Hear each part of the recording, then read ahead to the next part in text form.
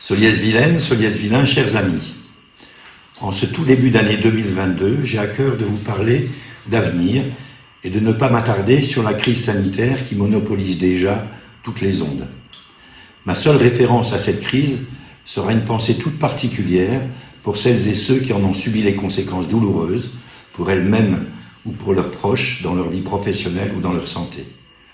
Pour vous parler d'avenir et démarrer l'année avec dynamisme, j'ai choisi d'évoquer les projets qui nous mobilisent. L'ouverture prochaine du pôle santé, en cours de finition, et la nécessité de le faire vivre, en mobilisant des praticiens de santé dévoués au service de notre communauté, les démarches administratives, les contacts préparatoires et la configuration optimale du projet de centre de loisirs au Pasquier, ou encore le lancement d'une assistance à maîtrise d'ouvrage pour les travaux de restauration de notre église. Nous entreprendrons aussi prochainement des travaux d'aménagement, d'aires de stationnement au Pasquier, à la Calade et aux Aiguiers. L'installation de bornes de recharge électrique pour répondre à nos engagements en matière de développement durable. L'aménagement du piétonnier de la Burlière entre le village et le stade.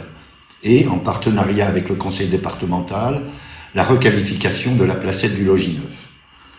Nous continuerons à porter une attention toute particulière à l'entretien courant et à la propreté de l'espace public.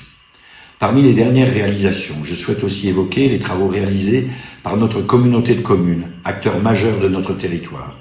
L'adduction d'eau et l'aménagement de la chaussée au bas de la rue Pistolési, la mise en place de conteneurs enterrés à proximité du square Louis Ramel et au parking de la Burlière, ou encore les travaux en projet de renouvellement de notre réseau d'assainissement.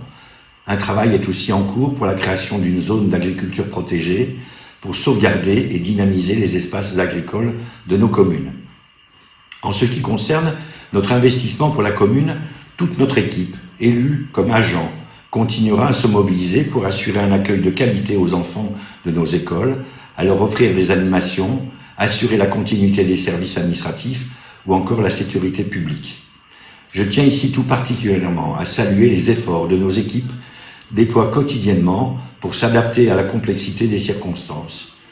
Nous vous proposerons, en collaboration avec nos associations, cette année encore, un programme d'activités, de festivités et d'animation associant diversité et qualité. Nous vous dévoilerons très prochainement notre programmation culturelle 2022 qui vous réservera, comme chaque année, une offre originale et de nombreuses nouveautés. Je tiens également à vous faire part du projet de rapprochement avec la métropole. Les conditions d'un rapprochement avec la métropole toulonnaise sont l'objet d'un travail méticuleux d'analyse sur chacun de nos domaines de compétences respectifs. Ce travail de fond se poursuivra en 2022 et 2023 pour établir les fondements d'un rapprochement efficace. Nous sommes liés par notre entité fonctionnelle autant que par notre identité de territoire. S'unir sera la meilleure façon de les préserver et de les promouvoir.